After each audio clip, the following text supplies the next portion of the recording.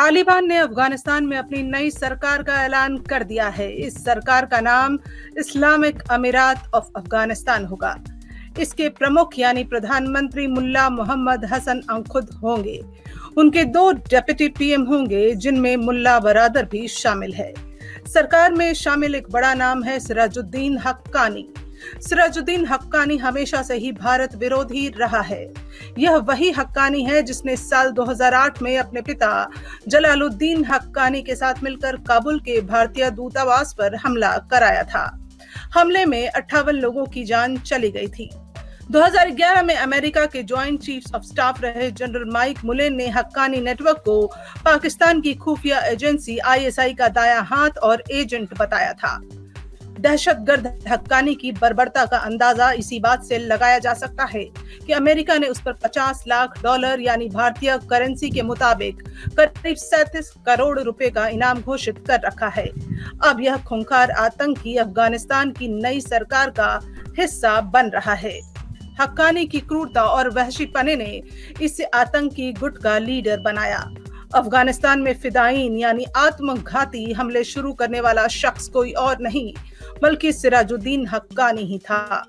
माना जाता है कि हजारों बेगुनाहों के खून से रंगे इस खूंखार आतंकी ने ही अफगानिस्तान के पूर्व राष्ट्रपति हामिद करजई की हत्या की साजिश रची थी।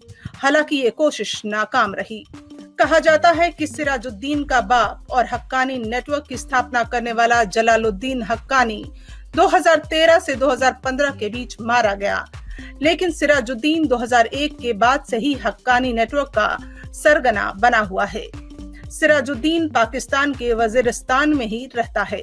हक्कानी नेटवर्क का खूनी खेल।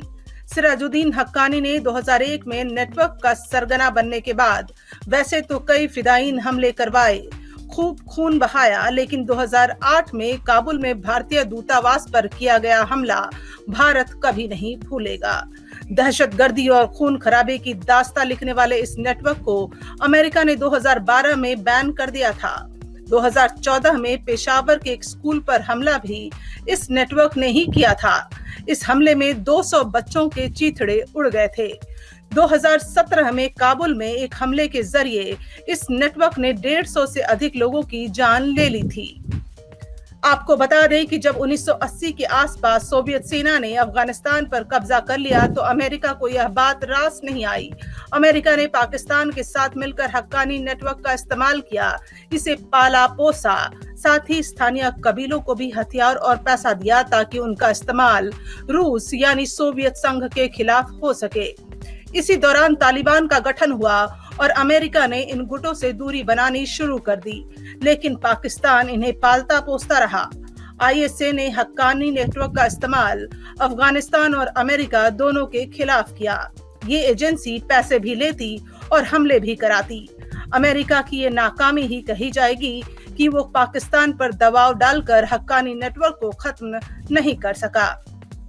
तालिबान और हक्कानी नेटवर्क अपनी सुविधा के हिसाब से एक दूसरे का इस्तेमाल करते हैं।